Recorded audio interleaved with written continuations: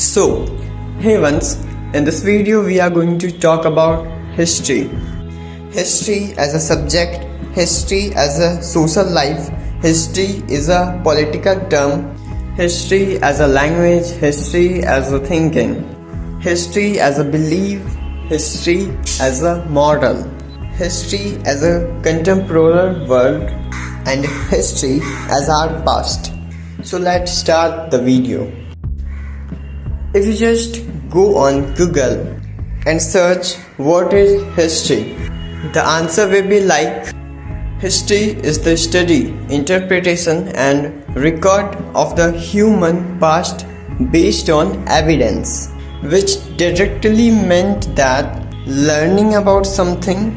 Interpretation means to solving about something, record which is already present in our past.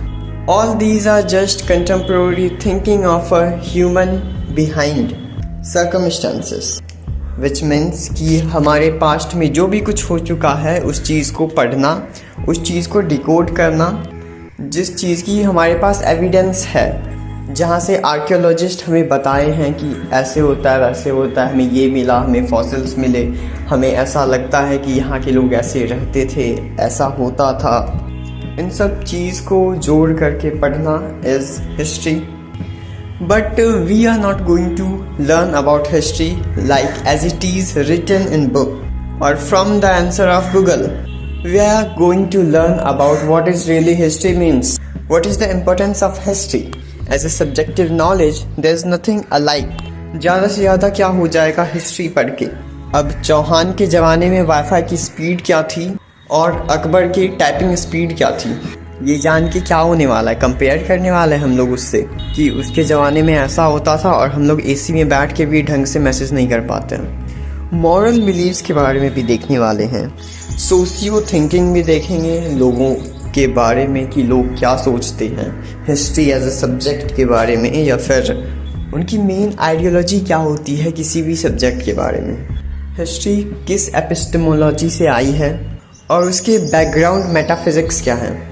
History as a subject जब मैं class 6 में था तब मैं पढ़ना ही स्टार्ट किया था. मतलब पहले भी थे हिस्ट्री, बट मुझे ऐसा नहीं लगा था कभी कि हिस्ट्री एज अ सब्जेक्ट मुझे पढ़ा भी गया था कभी, या फिर मैं कभी पढ़ा भी था हिस्ट्री को.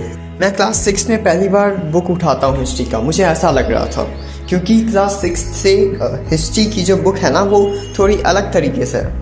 मुझे सिर्फ क्लास 4th में बस एक ही लाइन याद है अभी तक हिस्ट्री का. विदुषी महिलाएं का क्या काम था, समथिंग ये था. मुझे पता भी नहीं है विदुषी मतलब होता क्या है. मतलब हाँ, एक इंटेलेक्टनेस की तो आती ही है परिभाषा वहाँ से, बट उस टाइम में विदुषी का क्या मतलब था. विदुषी मतलब नॉलेज के पर्सपेक्टिव में तो नहीं होगा पहले के टाइम में, क्योंकि उस वक्त किसी भी चीज़ को सिंबलाइज किया जाता था अपढ़ से.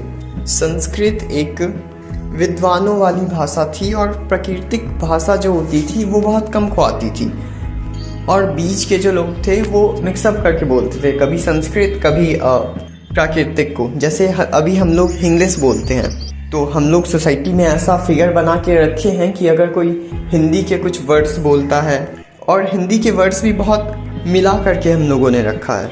जैसे कहने का हम लोग बरांडा भी बोल सकते हैं, बट वो वरांडा होता है, और गांव में उसरा बोला जाता है उसको. अभी तुम दोस्त के बीच में जाके बोल दो उसरा. तो हमारी जो सोशियो लाइफ है वो बहुत लिंग्विस्टिक हो चुकी है. लैंग्वेज के ऊपर वो बहुत इंटरडिपेंडेंट है कि आप किस तरीके से बिहेव करते हो. उससे ज़्यादा ये इम्पोर्टेंट है कि आप किस तरीके के लैंग्वेज का यूज़ करते हो. लोगों को समझना नहीं होता है आप जो कह रहे होते हैं, आपके एक्सप्रेशन से वो समझ जाते हैं. लैंग्वेज एक बिहेवियर की तरह शो हो चुका है आजकल के सोसाइटी में कि आप खुद को कैसे प्रेजेंट करते हो. और ऐसे ही हिस्ट्री में भी लैंग्वेज का बहुत ज़्यादा योगदान था.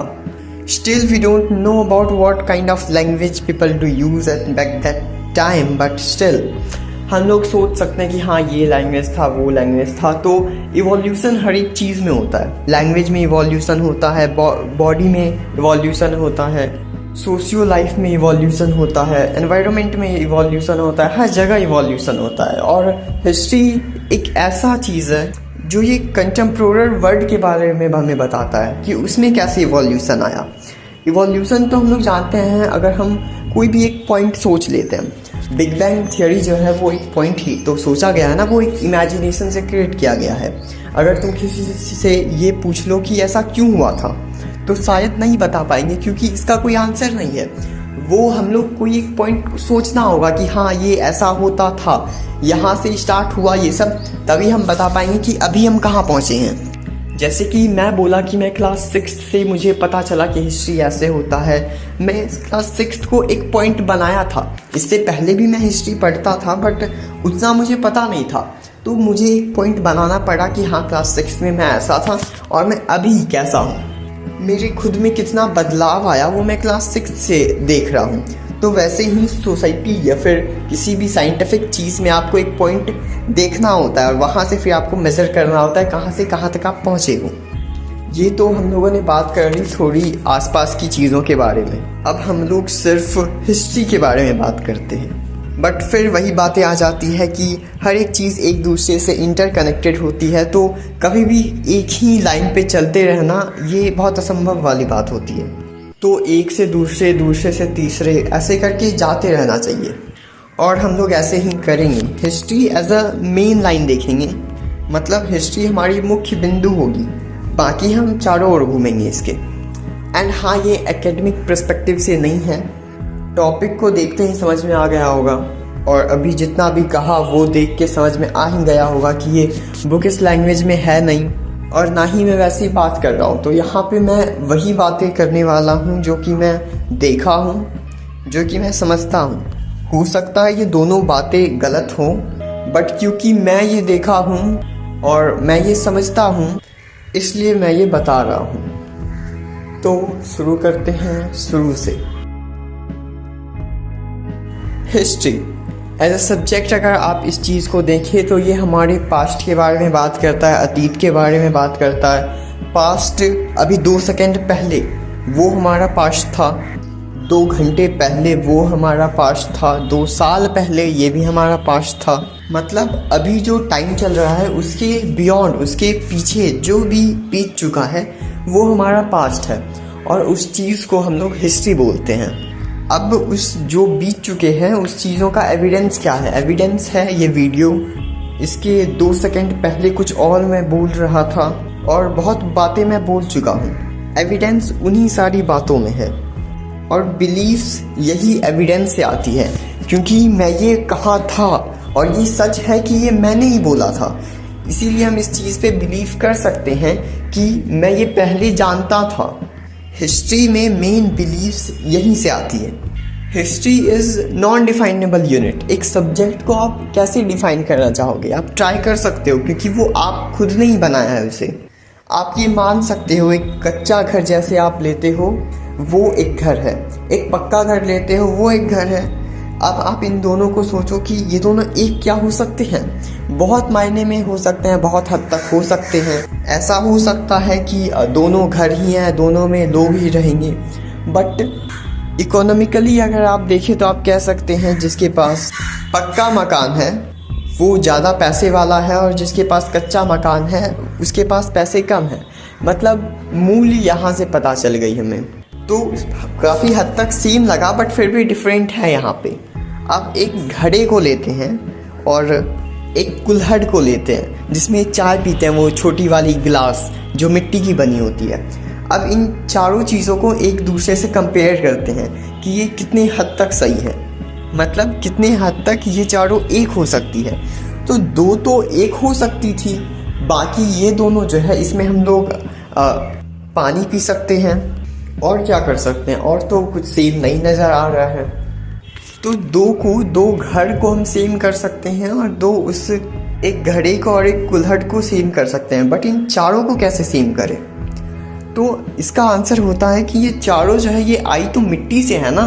वो दोनों कुल्हड़ और घड़ा जो थी वो मिट्टी की है, वो जो कच्चा मकान है वो भी मिट्टी की है, जो पक्का मकान है वो भी मिट्टी से ही आई है। सीमेंट देख लो, सैंड जो होता है वो भी एक सैंडी सॉइल होता है, बट यहाँ पे जो सैंड यूज़ होता है वो उससे डिफरेंट होता है।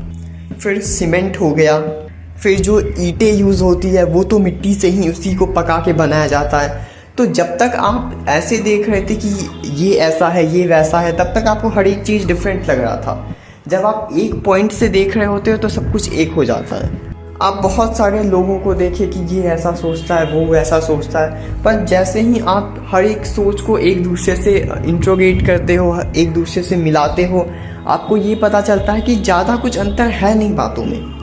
ये बातें एक दूसरे से ही लिपटी हुई है, बस पता इतना चलता है कि ये उलझी हुई है। जब तक चीज़ों को अलग अलग करके देख रहे थे, हर एक चीज़ एक दूसरे से डिस्टिंक्ट थी, और जैसे ही हम ये सोचे कि कोई एक टाइम पे ये सब एक हो सकती है, तो वो एक टाइम ऐसा था जहाँ पे वो सब एक ही चीज़ से निकली थी। तो वैसे ही एक नॉलेज जो होती है वो एक ही चीज़ से निकली हुई होती है, एक्ट ऑफ थिंकिंग से और एक स्ट्रक्चरल ऑब्जर्वेशन से। इन दोनों चीज़ एक जगह होती है, और ये दोनों चीज़ें जब आपस में मिल जाती है उसके बाद बहुत ज़्यादा अलग अलग तरीके के थियरीज़ बनते हैं। आप उन थियरीज़ को खुद के लाइफ में एग्जामिन करते हो, आप उस थियरी को बहुत बुक में देखते हो, आप उस थियरी को फील करते हो, उस चीज़ को एक्सपीरियंस करते हो, उस चीज़ को अपने खुद के ऑब्जर्वेशन में लाते हो, उस चीज़ को आप रिजल्ट का नाम देते हो, बट वो सब एक ही जगह से निकली थी, वो एक ही क्वेश्चन से निकली थी। ऐसे ही कोई भी सब्जेक्टिव एनालिसिस जो होती है वो एक ही जगह से होती है। जैसे हिस्ट्री भी हो गया, तो हर एक चीज़, ये हिस्ट्री कोई अलग चीज़ नहीं है दूसरों से। साइंस और हिस्ट्री कोई अलग चीज़ नहीं है। अगर आप साइंस में देखो इवोल्यूशन, बायोलॉजिकल टर्म में देखें तो इवोल्यूशन, यहाँ हिस्ट्री में भी इवोल्यूशन है। पहले डायनासोर्स थे, फिर उसके बाद वो बदलते गए, उसके बाद फिर एक मुर्गी आ गई। ऐसा मानते हैं कि डायनासोर मुर्गी से आई है, मतलब मुर्गी डायनासोर से आई है। पता नहीं सच है या नहीं, बट ह्यूमंस में भी मानते हैं कि चिंपैंजी से आए हैं, बट चिंपैंजी एक अलग स्पीसीज़ हो जाती है। हम लोग ह्यूमंस खुद को होमो सेपियंस बताते हैं, और हम लोग बहुत इवॉल्व होकर के आए हैं। हाँ, एप्स जो होते हैं, मंकीज जो होते हैं, वो हमारी फैमिली के ब्रांचेज हैं। एक ऐसा जगह था जहाँ पे हम लोग सेम थे, और वहाँ से थोड़े डिवाइड होते गए, और उसके बाद वो उधर चले गए, हम लोग इधर आ गए। फिर कॉग्निटिव रिवॉल्यूशन आए, उसके बाद फिर बदलाव आया थिंकिंग में, डेवलपमेंट में, क्यूरियोसिटी हुई, फिर नई नई चीज़ बने, इमेजिनेटिव कैपेबिलिटी आई, फिर एक्सप्रेशन आई। सब कुछ को ले करके ऐसे हर एक चीज़ एक में आई। उसके बाद फिर नई चीज़ों का डेवलपमेंट स्टार्ट हो गया। And here we are what we are. It is all because of our thinking. It is all because of वो 75,000 ईयर वाला, 1000 तो नहीं, 75,000 ईयर वाले की मैं बात कर रहा हूँ। 75,000 ईयर पहले कॉग्निटिव रिवॉल्यूशन आए, या कुछ टाइमलाइन हो सकता है इधर उधर, बट बदलाव कॉग्निटिव रिवॉल्यूशन से ही आया। And we started to think, and we have made a pattern for living our life too good in a way we say about। उसके बाद फिर बहुत चीज़ें आई, फिर हम लोग अभी हैं, जो भी हम अभी एग्जिस्ट करते हैं, जो भी अभी हम लोग सोच सकते हैं, जिस भी चीज़ से अभी हम यूज़ कर सकते हैं, वो सब बहुत पहले से शुरू हुई। और क्योंकि ये बहुत पहले से शुरू हुई, तो जिस पहले की मैं बात कर रहा हूँ उसे ही हम हिस्ट्री बोलते हैं। तो जो डेवलपमेंट पहले हुई थी, हम उसी चीज़ों को पढ़ेंगे। तो हम कह सकते हैं इसकी इम्पोर्टेंस क्या है लाइफ में। जो चीज़ हो चुकी है उस चीज़ को भुला देना ही जीवन है। बहुत जगह ऐसे कोट्स होते हैं, बट हर चीज़ को अगर भुलाया जाए तो फिर लाइफ की कोई लिमिटेशन नहीं रहेगी ना। At the end of life there will be nothing, क्योंकि हर एक चीज़ तो तुम भुला चुके हो, और क्योंकि ज़िंदगी में हर कोई आगे ही बढ़ता है, पीछे कुछ नहीं रहता। If you are living for happiness, तो तुम्हें वो भी भुलाना होगा, और आगे भी अगर खुशी है तो पीछे वाली भुलानी होगी। So there will be no story in your life. But history is a colleges of art, literature, past, culture, heritage, and about की ह्यूमन सेल्फ क्या करता था पहले। इन सब चीज़ों को इग्नोर करके हम कभी भी हिस्ट्री को नहीं जान सकते हैं। History is never about dates, name of a person, places, Wars.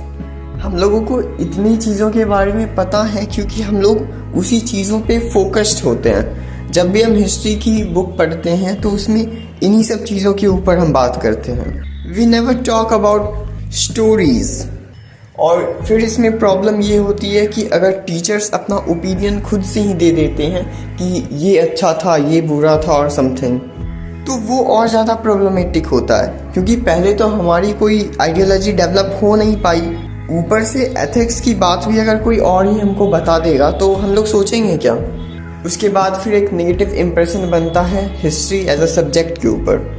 जो फंडामेंटल और जो बेसिक लर्नर होता है इस सब्जेक्ट का, उसकी डेवलपमेंट जो होती है वो हिस्ट्री को लेकर के या तो जॉब की पर्सपेक्टिव में होती है, या तो ये सब्जेक्ट हमेशा ही सेंसलेस हो जाता है। ये कुछ मॉरल इश्यूज हैं हमारे कल्चर में, और सोशियो इश्यूज तो है ही इसके साथ। आर्ट्स कौन पढ़ता है? अब भूगोल पढ़ो तुम, इतिहास में कुछ रखा है? जो लोग ऐसी बातें करते हैं ना कि किसी चीज़ में या फिर किसी भी एक सेपरेट चीज़ में क्या ही होता है, वो बाकी किसी चीज़ को कभी उतने गौर से देखे ही नहीं होते हैं। ये ऊपर ऊपर से पढ़ते हैं। They just learn it to make their own ways, in sense of earning money, in sense of occupation, in sense of supportiveness. अब बिलोंगिंगनेस जो इसमें सब्जेक्टिव नहीं आता ना, तो यहाँ मॉरली डाउनफॉल आता है। हम लोग बहुत बार शॉर्ट्स में देखते हैं, यूट्यूब में देखते हैं, कोई भी कह रहा होता है कि what is the importance of knowledge, what is importance of education, what is importance of this that. एक कहानी है हिंदी में, उसकी क्या इम्पोर्टेंस है, साइन कॉस की कहाँ इम्पोर्टेंस होती है लाइफ में, कहीं तो मैंने नहीं देखा। Sine cos as a mathematician if you are going to see the importance of this comes with the importance of needs. The much more you are fulfilled in your life, the less you will aware for your own self, for your own surroundings. ये मैं कह रहा हूँ कि अगर आप खुद को सराउंडिंग्स के एपिस्टेमोलॉजी से, उसकी जो स्ट्रक्चर जो होती है उस चीज़ से अगर आप खुद को साइड करके रखोगे, तो आपको ऊपर जो फिजिकल अपीयरेंस होती है वही आपको दिखेगी ना। ऐसे बहुत सारे डिफेंडिंग शॉट्स भी बनते हैं कि घर जो होता है वो साइन कॉस से बनता है, ये वो। फिर कोई उधर से बोलता है कि मेरे जो घर बने थे उसमें तो कोई नहीं आया था, उसको तो मैथ्स तक नहीं आता था, उसको तो अच्छे से जोड़ने नहीं आता था। वो 2 मंजिल के घर के लिए क्या साइन कॉस चाहिए? Sine cos is a measurable unit. एक कपड़े में भी ये यूज़ होता है। और बिल्कुल ऐसे डेराइव्ड जो चीज़ें होती है वो नॉर्मली आपको ऊपर से तो नहीं देखने को मिलेगी। For that you must have to aware about own self, your own surroundings की कोई भी चीज़ कैसे हो रही होती है। जिस सीढ़ी पे आप चल रहे होते हो उसका जो ऊंचाई होता है वो एक दूसरे से सेम होता है। अगर थोड़ा सा भी ऊपर नीचे होता है ना, तो वो मसल मेमोरी को क्वेश्चन करता है, जिससे आप गिर सकते हो। मसल मेमोरी जो होती है वो डिफरेंट से काम करती है। अगर 2-3 सीढ़ियाँ आप चल रहे हो और उसके बाद आपकी पास्ट बैकग्राउंड में जो कुछ सेंसेस होंगी, जो पास्ट में आपके एक्सपीरियंसेस होंगी, उन सब चीज़ों को देखते हुए आपका माइंड काम करता है कि आप इतना ही पैर अपना ऊपर करें। एक एक्सपेरिमेंट हुआ था जिसमें सीढ़ी का 0.5 सेंटीमीटर ना ऊपर किया गया था बीच में, तो वहाँ पे बहुत लोग आके गिर रहे थे।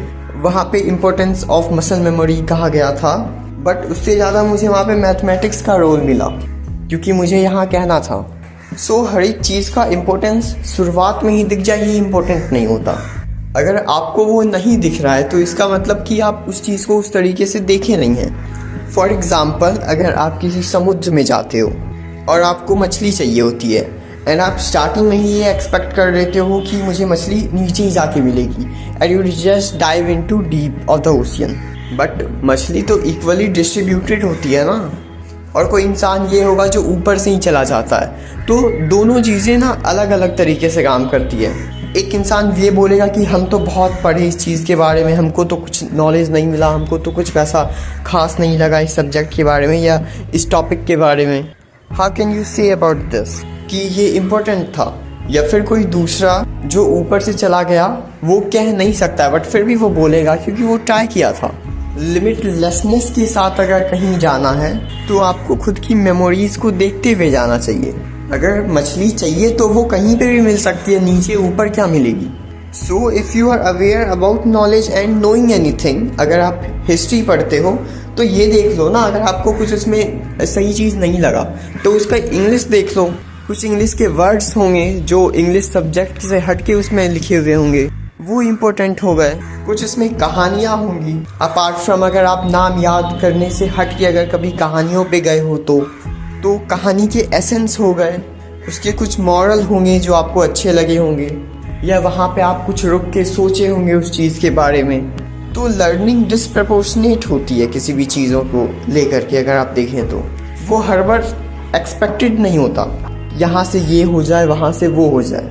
कुछ दिन पहले मैं एक बुक पढ़ रहा था, मैन सर्च फॉर मीनिंग, और किसी ने आके मुझसे पूछा कि क्या होता है बुक पढ़ने से। मतलब वो पूछ रहे थे, ऐसा कुछ कह नहीं रहे थे कि क्या ही होता है इससे, ऐसा कुछ उनका इंटेंशन नहीं था।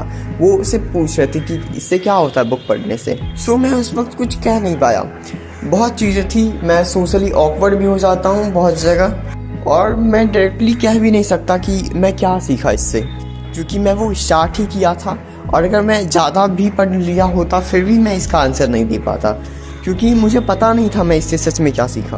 मैं मानता हूँ आप वही चीज़ सीख सकते हो किसी चीज़ से जो आप पहले एक्सपेक्ट करके चल रहे होते हो। अगर आप इंग्लिश की बुक उठाते हो तो आप उसके वर्ड्स पे फोकस करते हो, अगर आप किसी भी लॉजिकल सब्जेक्ट के बारे में पढ़ रहे होते हो तो आप लॉजिक्स ही ढूंढते हो। तो कुछ भी एक्सपेक्ट करके पढ़ने से क्या होता है ना, जो उससे अलग चीज़ें भी होती है वो भी हमें नहीं मिल पाता। और काफ़ी हद तक जितना हम एक्सपेक्ट किए होते अगर उतना ना मिलता, अगर वो भी नहीं मिलता है तो टाइम वेस्ट लगता है सब कुछ। ये तो मैं कह रहा था इम्पोर्टेंस ऑफ सब्जेक्ट। कोई भी सब्जेक्ट का इम्पोर्टेंस क्या होता है, क्योंकि हम जानते हैं सोसाइटी में हिस्ट्री या फिर आर्ट्स के पेपर को कैसे शो किया जाता है। इसमें हम ये भी देख लिए कि व्हाट इज़ हिस्ट्री, हमारे पास्ट एक्सपीरियंस के बारे में बात करता है, चाहे वो 1 सेकंड पहले का हो या बहुत करोड़ों साल पहले का हो। कहीं कहीं नॉलेज और इम्पोर्टेंस उसका भी पता चला, एजुकेशन क्या होता है, सोशल बिलीव्स क्या थे, ऐसे बहुत सी बातें हम लोग देख चुके हैं। बट फिर भी हमें हिस्ट्री के बारे में अभी तक कुछ खास पता नहीं चला, क्योंकि उसके बारे में बात ही नहीं किया। मैं इन सब चीज़ों के बारे में इसीलिए बात किया क्योंकि ये सोशल नॉर्म्स होती है। किसी भी सब्जेक्ट का social background, psychological perspective, importance, expressing the way of learning, ये सब अगर पता चल जाता है तो वो अच्छा होता है। फिर हम बाकी किसी और चीज़ों के बारे में नहीं सोचते, क्योंकि हम वो पहले ही देख चुके होते हैं, उसके नेगेटिव्स क्या होते हैं, उसके पॉजिटिव्स क्या होते हैं। उसमें अगर कुछ भी नहीं होता है, कुछ सोचने का ही होता है कि हम वो खुद से ही वो तय करें कि वो सही है या गलत है, तो वो भी देख लेते हैं। By these terminologies, we get to know about what is history. We also think about its definition, why it is correct or why not. And rather than other, you must have thoughts on this. You must think something more valuable on the topic to make it a string. तो हम लोग history जो पढ़ने वाले हैं वो एक basic level से पढ़ेंगे, मतलब क्लास 6 से और जहाँ तक हो सकता है। और इसमें हम बाकी चीज़ों को भी ऐड करेंगे, ज्योग्राफी, पॉलिटिक्स। बिकॉज मान लेते हैं कि कहीं पे फेमाइन हुआ, तो वहाँ पे फेमाइन क्यों हुआ, तो इस चीज़ के लिए जियोग्राफिकल लैंड मास वहाँ देखना होगा। क्या क्लाइमेट चेंज हुए थे, लैंड फर्टाइल नहीं थे या फिर कुछ प्रॉब्लम हुआ था। अगर फेमाइन आ भी गया तो वहाँ पे पॉलिटिकल राइट्स कैसे चल रहे थे, मतलब ये कि वहाँ के गवर्नमेंट उसको कैसे हैंडल किए, और नहीं कर पाए तो क्यों नहीं कर पाए। अगर फेमाइन आया होगा तो पक्का उनके जो प्राइसेस होंगे इकोनॉमिकली वो डिप्लीट किए होंगे, जीडीपी बहुत कम गया होगा तो यहाँ से इकोनॉमिक्स पढ़ लेंगे। तो हर एक चीज़ इंटरकनेक्ट करके पढ़ेंगे एंड समझेंगे कि किसी चीज़ की इम्पोर्टेंस क्यों थी और ऐसा ही क्यों हुआ। हम ये जानते हैं कि हम जैसे पढ़ रहे हैं क्लास 6 से इन्फिनिटी तक, जो भी होगा आगे तक, वहाँ तक हम इसलिए पढ़ेंगे क्योंकि we should aware of the notion of people, the ethicals, societal drifts and whatever we just see in our surroundings. So ये एक इंट्रोडक्टिव लेक्चर है, इसमें बस हम देखेंगे कि आगे हम क्या क्या पढ़ेंगे। बीच में भी बहुत सारी चीज़ ऐड होंगी, क्योंकि कोई भी सब्जेक्ट एक जगह तक सीमित नहीं होता, वहाँ पे बहुत कुछ नए आते हैं, बहुत कुछ नहीं भी आते हैं। So first class 6, 7th and 8। Class 6 की बुक का नाम है आर पास्ट 1, फिर आर पास्ट 2, फिर आर पास्ट 3। ये क्लास 8 तक की है। सो इन 6th आर पास्ट 1 में हम लोग पढ़ेंगे व्हाट इज़ एंशिएंट इंडिया। इसमें इंट्रोडक्शन होगा एंशिएंट इंडिया का, early humans, hunter gatherers, Indus valley civilisation, Vedic period, mahajanapadas, मतलब इसको इंग्लिश में किंगडम्स भी बोलते हैं, कैसे इमर्ज हुए किंगडम। फिर अगर किंगडम बन चुके हैं तो यहाँ पे कोई रिलीजन तो होगा या कोई सिस्टमेटिक टीचिंग तो होगा ही। तो उसके बाद हम लोग पढ़ेंगे बुद्धिज़्म और जैनिज़्म। फिर कुछ अर्ली स्टार्टिंग एम्पायर्स के बारे में पढ़ेंगे, जैसे मौर्य हो गया, समुद्रगुप्त हो गया, और भी बहुत होंगे। जब हम लोग इसको पढ़ने के लिए जाएंगे तो हमें पता चल जाएगा। ऐसे ये तो इंट्रोडक्शन है, इसीलिए ऊपर से देख लेते हैं क्या क्या पढ़ेंगे। फिर क्लास 7th में आते हैं R-2। इसमें है मिडिवल इंडिया, मतलब एंसेंट हम लोगों ने पहले देख लिया, अब मिडिवल होगा। तो मिडिवल में चीज़ें काफ़ी हद तक स्टेबल हो चुकी होंगी।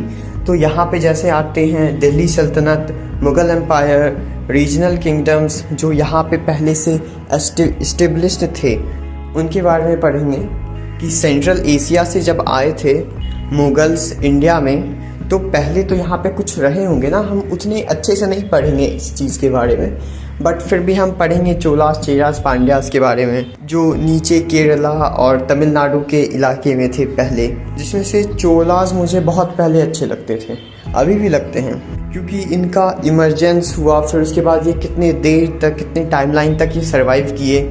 फिर उसके बाद अचानक से ये राइज़ किए, कैसे शिप से दूसरे जगह जाके वहाँ पे युद्ध करते थे। And they really won many of the territories. फिर डिप्लीशन आया, फिर बहुत सारी चीज़ें होती है चेरास में, पांड्यास में और चोरास में। तो ये जो मैं बोला वो चोलास की थी। फिर उसके बाद यहाँ पे कुछ मूवमेंट्स आते हैं, कुछ भक्ति के मूवमेंट्स आते हैं और सूफ़ी के आते हैं। ये बेसिकली इस्लाम को ज़्यादा रिप्रेजेंट करता है, मुस्लिम जो होते हैं उनको। ये पंजाब के भी रीजन्स के बारे में इसमें पढ़ेंगे हम लोग। उसके बाद फिर जब ऐसे रीजनल डाइवर्सिटी आएंगी तो कल्चरल लैग तो आएंगे ही। तो यहाँ पे कल्चरल बहुत ज़्यादा फ्लरिशमेंट होता है, बहुत ज़्यादा चेंजेस आते हैं, तो सोसाइटी में भी बदलाव आती है। फिर क्लास 8 आवर पास्ट 3, इसमें हम लोग पढ़ने वाले हैं कि कैसे मॉडर्न इंडिया बिगिन हुआ। हम लोगों ने एंशिएंट देख लिया, कैसे सब कुछ स्टार्ट हुआ। मिडिवल देख लिया कि कैसे सिचुएशन एस्टेब्लिश हुआ। फिर उसके बाद हम लोग मॉडर्न देखेंगे कि यहाँ पे जो है काफ़ी हद तक सब कुछ एकदम नई चीज़ें आ चुकी है, आधुनिकीकरण आ चुकी है भारतीय में। फिर यहाँ पे ब्रिटिश ईस्ट इंडिया कंपनी के रूल्स देखेंगे कि अंग्रेज कैसे रूल किए थे। कुछ रिवोल्ट्स होंगे, कुछ रिवॉल्यूशंस होंगे, जैसे 1857, इसमें एक हिंदी की कहानी भी थी 1857 का भामाशाह। कैसे जियाजी जो था वो डर गया था, जिससे झांसी की रानी मर गई। और एक हिंदी की बहुत सारी इसमें कहानियाँ आती है, बुक में नहीं है बट मैंने पढ़ी है। कैसे एक झांसी की रानी थी, उनका हमशक्ल थी, उसके कारण वो बच गई। मुन्नी या समथिंग कुछ ऐसा ही नाम था। मैं बहुत पहले पढ़ा था, मुझे बस स्टोरी का लाइन याद है कि कैसे वो शेर से लड़ी थी एंड ऑल, ऐसा ही था। एट द एंड वो मर जाती है। फिर वापस से टॉपिक्स पे आते हैं, तो यहाँ पे कुछ सोशल रिफॉर्म्स के बारे में हमें जानने को मिलेगा। फिर इंडियन नेशनल मूवमेंट्स, जैसे कि फ्रीडम के लिए हम लोगों ने कैसी रिवोल्ट्स किए, स्ट्रगल्स क्या थे लोगों के, साइमन कमीशन, उनका आना, फिर उनका साइमन गो बैक के साथ चले जाना। एक प्रेमचंद की कहानी थी पत्नी से पति, इसमें बात किया गया था स्वदेशी अपनाओ के बारे में कि कैसे एक घर में जो औरत रहती है उसको पसंद होता है कि हम स्वदेश का जो भी कपड़ा बनता है वो हम पहने, वो हम घर में रखें। बट उसके जो पति होते हैं वो ये चाहते हैं कि जो सरकार मतलब गवर्नमेंट बोलती है, जो ईस्ट इंडिया कंपनी के या फिर अंग्रेज की जो गवर्नमेंट बोलती है वही हम करें। फिर एट द एंड वो मान जाता है, क्योंकि उसको कंपनी से निकाल दिया जाता है, क्योंकि उसकी जो पत्नी होती है वो 200 रुपये कांग्रेस के चंदे में दे चुकी होती है। और उनके जो पति था उसको ये बर्दाश्त नहीं हुआ, वो उसको डांटे। बट फिर भी जब वहाँ पे ऑफिस में जाते हैं, वहाँ पे लोग उसको सुना रहे होते हैं, एक सरकार होते हैं, तो वो उनके गाल पे एक तमाचा मारते हैं और अपने इस्तीफ़ा लेटर देके वहाँ से फिर चले जाते हैं। या वो इसलिए करते हैं क्योंकि वो ये बताना चाहते हैं कि पहले मैं इतना कुछ किया और छोटी सी गलती जो कि मेरी खुद की थी भी नहीं, और इस चीज़ के लिए मुझे इतना कुछ कहा गया। और स्वदेशी अपनाओ मेनली इस चीज़ के बारे में थी कि जो हमारी कंट्री में बन रही होती है उस चीज़ को ख़रीदना चाहिए, इससे हम लोग का इकोनॉमी बूस्ट होगा। और क्योंकि जो वो लोग आए थे अंग्रेज लोग, उनका बना हुआ सामान अगर हम लोग नहीं खरीदेंगे तो उनका जो रिटेनिंग कॉस्ट होगा वो डिप्लीट करेगा और वो शायद यहाँ छोड़ के चले गए या फिर चले जाए, तो इसलिए लोगों ने ये किया था। उसके बाद 1947 और सब कोई आज़ाद हो गए। फिर क्लास 9th देखते हैं। 9, 10, 11, 12 जो है ये थोड़ा हट के उससे पहले कहानी बताया गया है कि ऊपर से आपको बता दिया गया है कि ऐसे हुआ था। फिर 9, 10, 11, 12 में थोड़े से जूम इन करके बताया गया है। 9, 10th में तो बात यही हुआ था, मॉडर्न हो जाने के बाद ये पूरे कंटेम्प्रोरी वर्ल्ड के बारे में बात कर रहा था। जैसे कि टॉपिक्स आते हैं French revolution, Russian revolution, Nazism, industrial revolution, social changes in Europe. उसके बाद मतलब हम आउटर स्फीयर में देखने वाले हैं कि बाहर क्या हुआ था, क्या लुई 16 ने क्यों ऐसा किया, रशियन रिवॉल्यूशन में वर्कर्स क्यों ऐसा किए, रिवॉल्यूशन क्यों हुआ था रसिया में, और ज़ार को क्यों सपोर्ट नहीं मिल रहा था उस वक्त, कार्ल मार्क्स कैसे आए, लेनिन जैसे रिवॉल्यूशनरीज कहाँ से आए। फिर नाजिज्म में हम देखेंगे हिटलर कैसे आया, फिर वर्ल्ड वॉर क्यों हुआ, वर्ल्ड वॉर 2 क्यों हुआ। वर्ल्ड वॉर 1 तो हम लोग 10th के चैप्टर 1 में देख लेंगे, बट फिर भी एक आउटर लाइन जो होती है वो 9th में मिल जाती है। फिर इंडस्ट्रियल रिवॉल्यूशन होती है, ये सिलेबस में तो हट गया है, बट क्योंकि हम एकेडमिक पर्सपेक्टिव से नहीं पढ़ रहे हैं इसीलिए हम इस चीज़ को पढ़ेंगे। इसमें बस इतनी बात हुई थी, स्टार्टिंग में छोटे छोटे कुछ सीरियल्स के बारे में दिया होता है, रियलिटी शो के बारे में दिया गया होता है कि अलादीन कैसे न्यू इंडस्ट्रियलाइजेशन को प्रमोट कर रहा है, और एक मशीन मैन है दूसरी जगह पे, शायद लंदन की बात हो रही थी इसमें, कि वहाँ पे वो कैसे काम कर रहा होता है, कि वो जो आदमी होता है ना वो कुछ नई चीज़ बनाने लगता है, ब्रिज बना देता है, अगर उसको कुछ भी प्रॉब्लम होता है ना तो वो कुछ खुद से ही क्रिएट कर लेता है। तो यहाँ से एक बात हमें पता चल रही थी कि इस चीज़ की इम्पोर्टेंस है सोसाइटी में और ये हम ऐसे बना दिए हैं। और इसी पे मैं एक वीडियो भी बनाया था सीरियल्स नाम करके, कि सोसाइटी में सीरियल्स की क्या इम्पोर्टेंस है, ये मैं पहले ही अपलोड किया था। इसमें इंडियन सीरियल्स के बारे में मैं बात किया था, क्योंकि इंडिया में खुद ही की बातों को इग्नोर करना ये बहुत पहले से हमें आता है, और हम लोग इंडियन सीरियल्स को बहुत ज़्यादा क्रिटिसाइज़ करते हैं on the basis of VFX, on the basis of multiple things like story telling और क्रिएशंस। तो उन सब चीज़ों के बारे में बात किया था कि हर एक चीज़ की क्यों इम्पोर्टेंस होती है सोसाइटी में। उसके बाद जो 9th में दूसरा टॉपिक पढ़ेंगे वो होगा सोशल चेंजेस इन यूरोप। इसमें यूरोप में सोशल चेंजेस क्या आए थे, बदलाव क्या आए थे, कहाँ से बदलाव आए, बदलाव का इम्पोर्टेंस क्या थी, और बदलाव आने का कारण क्या थी, और अगर नहीं आता तो क्या होता, ये सब के बारे में हम देखेंगे। फिर क्लास 10th में आते हैं India and the contemporary world part 2। पहला है नेशनलिज्म इन यूरोप। इसमें हम नेशनलिज्म के बारे में भी जानेंगे कि नेशनलिज्म क्या होता है, पहले भी हम देख चुके होते हैं क्लास 9th की स्टार्टिंग में, क्योंकि रिवोल्ट्स ही नेशनलिज्म का कारण होता है कहीं ना कहीं, क्योंकि पड़ोसी से अगर झगड़ा ना हो तो एक घर एक साथ नहीं आ पाता, उसके खुद के भी बहुत कॉन्फ्लिक्ट्स होते हैं, बट उस वक्त उन सबको हटा दिया जाता है, मार्जिनलाइज कर दिया जाता है, ताकि हम सब खुद को रिप्रेजेंट कर सके। उसके बाद अगला चैप्टर आता है नेशनलिज्म इन इंडिया। इसमें वापस से हम इंडिया में कुछ रिवोल्ट्स पढ़ेंगे, गांधीयन रूल पढ़ेंगे, थियरीज पढ़ेंगे, सब कॉन्शियसनेस के बारे में जानेंगे। कुछ छोटे छोटे बॉक्स दिए होते हैं NCERT में, वो इग्नोर किया जाता है, बट मैं पढ़ा था, बहुत फिलोसफिकल बातें होती है उसमें। शुरुआत में तो मैं अभी नहीं पढ़ता था, बट बीच में क्या हुआ ना, मैं बस एक ही थोड़ा लंबा पैराग्राफ था, उसमें मुझे बस सबकॉन्शियस लिखा हुआ दिख गया, तो मुझे मन किया पढ़ने का, तो उसके बाद मैं वो एक पढ़ा तो अच्छा लगा, ऐसे करके 2-3 पढ़ा। उसके बाद मैं एक दिन में जितने भी वो छोटे छोटे बॉक्स थे ना वो मैं पढ़ा बस। उसके बाद मुझे लगा कि उसके भी इम्पोर्टेंस होते हैं।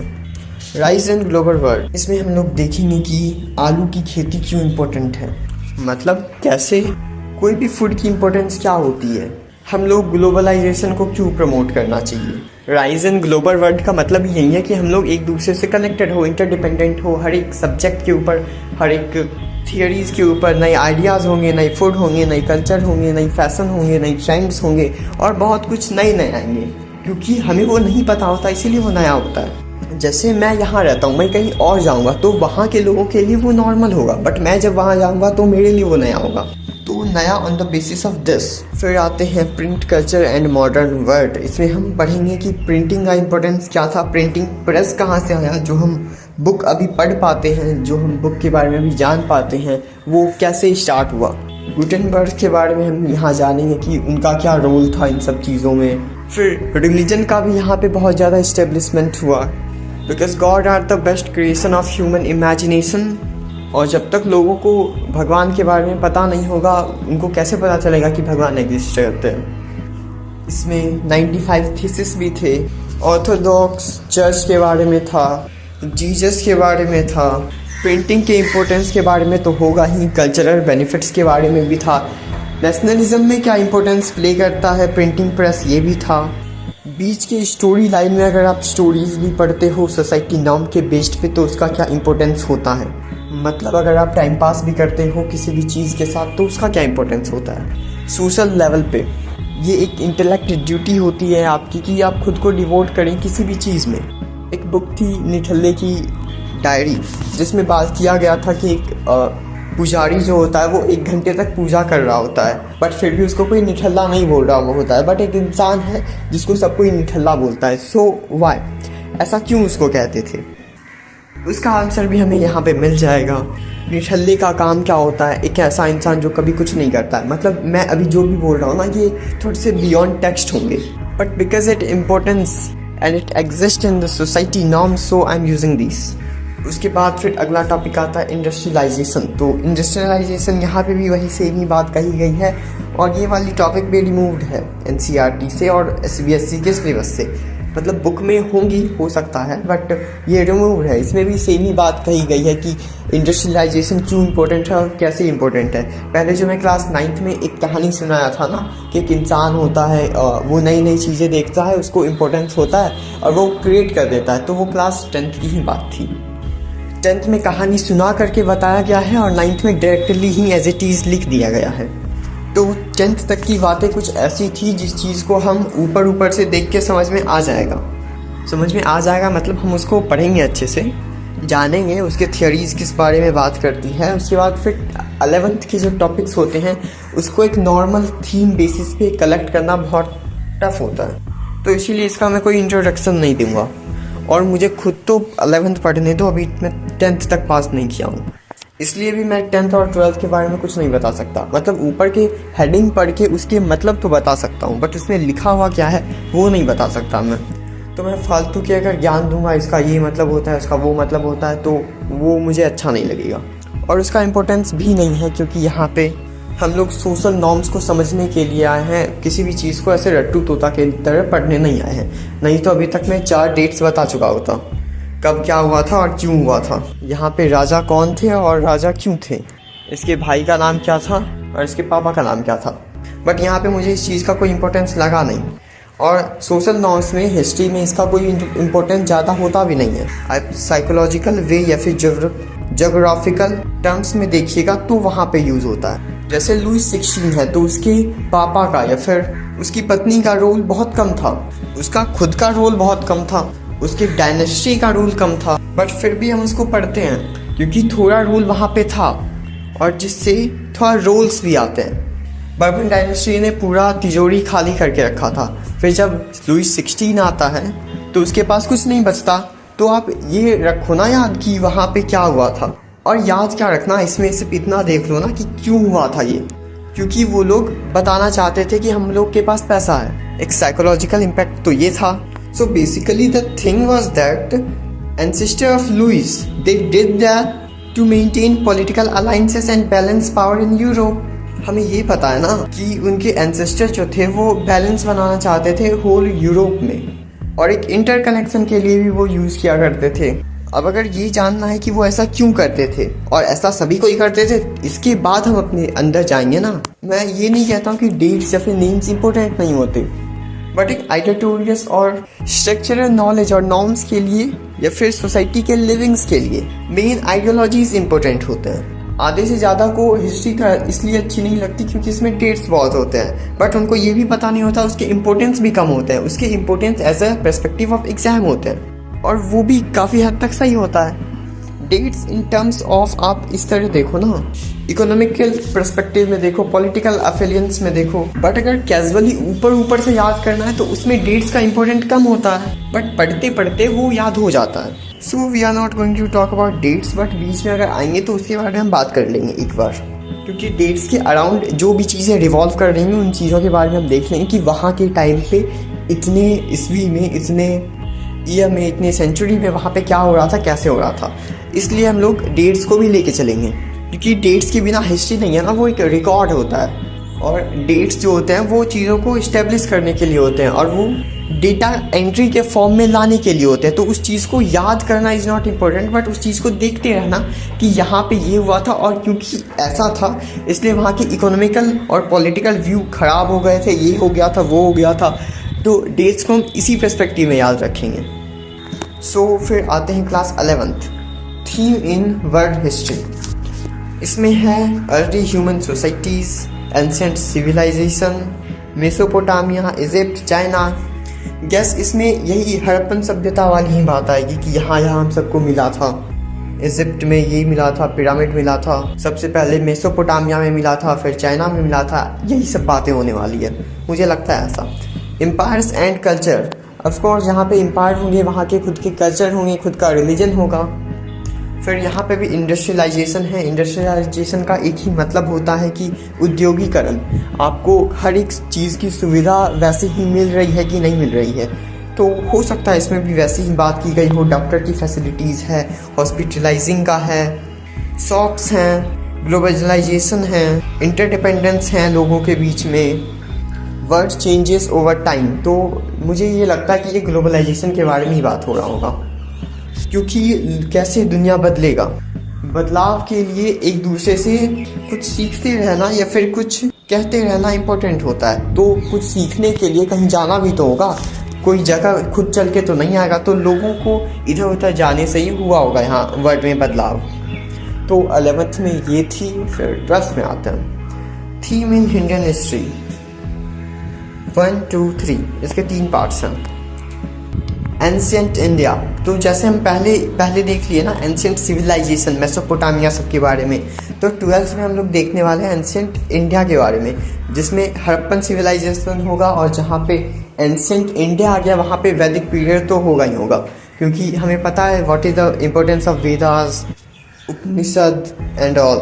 तो अगर आप ऐसा कुछ देखना चाहते हैं वेदास के बारे में या उपनिषद के बारे में, तो एक उपनिषद गंगा नाम की एक सीरियल है, तो वो आप देख सकते हैं। बहुत पुरानी है, थोड़ी सी स्लो स्टोरी लाइन है, बट क्या फ़र्क पड़ता है, कोई भी चीज़ जितनी स्लो होती है उतनी ही अच्छे से हम उसको समझ पाते हैं और देख पाते हैं। फिर है medieval India, Mughals, Kings, culture. फिर है modern India, British rule, freedom struggles. तो 12th में क्या है ना, 12th में क्योंकि 3 पार्ट्स हैं तो इसमें अलग अलग चीज़ों के बारे में बात हो रही है। एंशिएंट, मिडिवल और मॉडर्न, ये तीनों को हम एक साथ क्लास 12 में पढ़ लेंगे।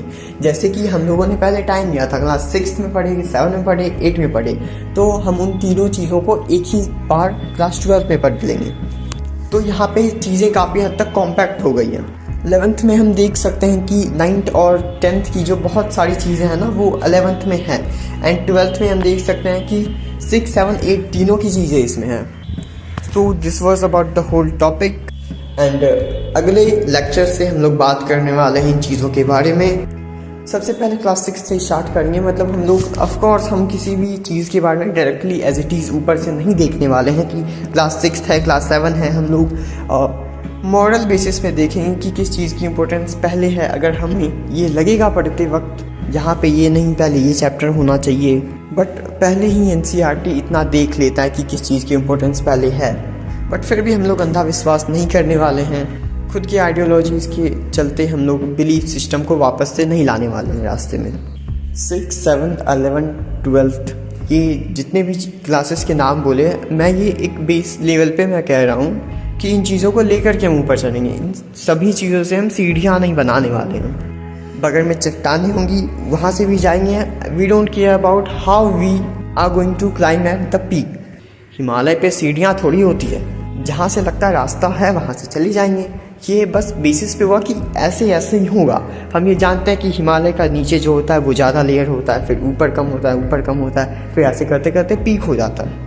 तो यहाँ पे भी हम ऐसा ही काम किए कि नीचे क्या है फिर उसके ऊपर क्या है, बस हम ये किए हैं। हम कैसे ऊपर पहुँचेंगे ये हम पे डिपेंडेंट है, क्योंकि हमें ऊपर पहुँचने से फ़र्क नहीं पड़ता ना, एक इंसान जो सीढ़ी से पहुंच रहा है और एक इंसान जो नॉर्मली किसी भी रास्ते को लेके पहुंच रहा है, तो उन दोनों की इंटरडिपेंडेंस अलग होगी, उन दोनों की जो मेन थियरीज होंगी उन दोनों की अलग होगी। The meaning of life is not to live, life is about the way of living. So this was about the whole video, hope you guys get things right. तो हम लोग अगले टाइम से बात करते हैं, इस टाइम के लिए इतना ही।